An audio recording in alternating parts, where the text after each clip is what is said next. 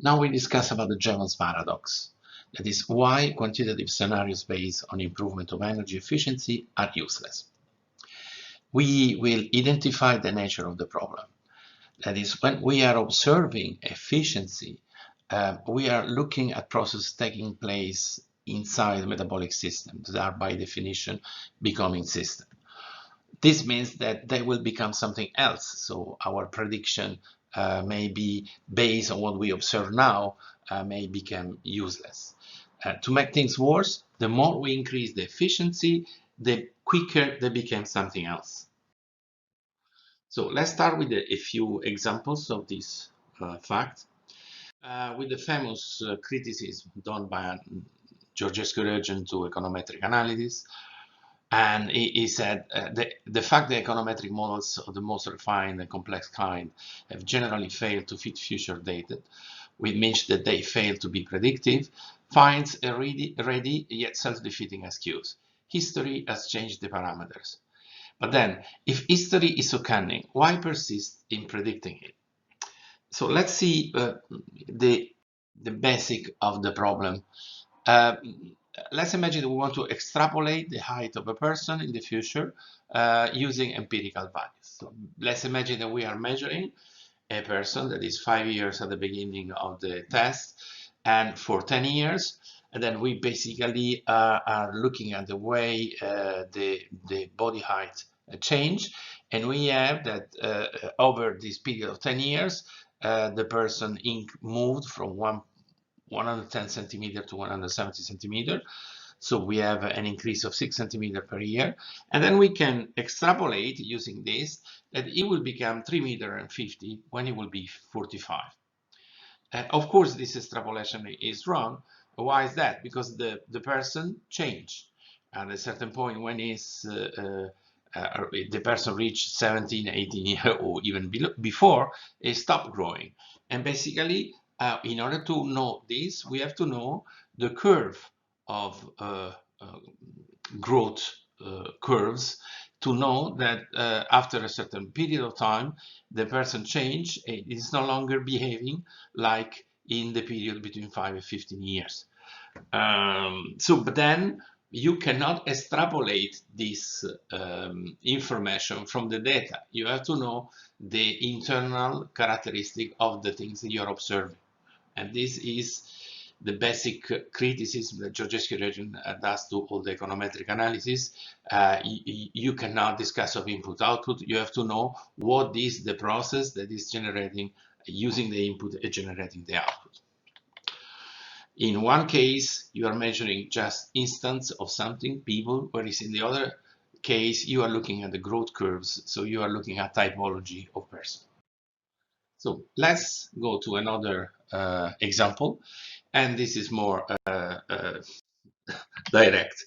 Let's imagine that I'm telling you for a person it's better to win big money, win the lottery, or having an accident and remaining paraplegic. This seems to be a stupid question because, of course, if you ask, everyone say it's much better to win the lottery. But there is, as a matter of fact, a study that they tested people that won the lottery and they had an accident, and they asked them after a period of time, are you happier now than then? In general, if you do this, I do in lecture, I ask who say A, who say B, and at times we get A and B, and the result is even more shocking because it's not A, it's not B. In general, what they found in the study is that 50% of the people feel happier or not. And then this basically shows that human systems tend to be reactive to what happened, and basically you renormalize. And then if you want to have the reference to the TED talk is there. What is then the issue with the Jevons paradox? The Jevons paradox makes the point that in reality, when you are increasing the efficiency of a system, the system changes. And therefore, this doesn't imply that after the increase in efficiency, the system will consume less. This is Jevons, and the paradox was explained at the moment they were using pumps to take out water from the mines of coal. And then the pumps were so inefficient because we were the first application of the steam engine that basically there were a lot of people saying, okay, but we are consuming all the coal just to operate the pump. So we should have more efficient pumps so we can save coal. And then Jevons said, no, look, if you are having more efficient pumps, we will use more coal, not less. And then the more you increase your efficiency of a resource, the more you find new way of using that resource. And he was right, because this is the original pump with the coal and the steam. Then they do it better. Then they manage to put it on the wheel. Then they manage to do tractors. Then the tractors go to the railroad. They start having steamboats. The more you are capable of using the resources, the more you are using the resources, not less. This is the reason from the paradox. So this is a normal vending machine, an old-fashioned machine, and you can use it only when there is a lot of people. Of course, you have a new generation of vending machine. They can have sensor for human presence, so they are not active, no light, no anything. But when they feel someone around, they get online. So they are consuming much less energy than the one on the left, but because of that, you can put it everywhere, and therefore, in relation to how much energy is consumed in vending machine, the more efficient are consuming more. Another famous example is the one of the cars. You have a old car with a normal old efficiency, and then at a certain point you get a much more efficient car. But what happened? The much more efficient car is much larger, is driving more, and is air conditioning. It is important here the discussion between changing the car, because we will see later on when we say in Jevons Paradox, the economists tend to frame it in terms of rebound effect. So you have a car, more efficient, you drive more. No, the Jevons Paradox is the car is no longer the same, becomes something else. It became a sport utility vehicle. It is much larger. It does many more things than the original things. Another example is what if you become vegetarian and you save money from all the meat that you were consuming. So this was the famous test they did in, I don't remember, in Sweden or in Norway. And basically they say, what do you do? Denmark probably. What do you do with the money that you are saving by becoming vegetarian? I mean, they say, oh, we do more tourism. So basically, this is the classic example that in thermodynamics you have two different principles regulating the evolution of complex adaptive system. Minimum entropy generation, so you are better at doing what you are doing, so you are consuming less.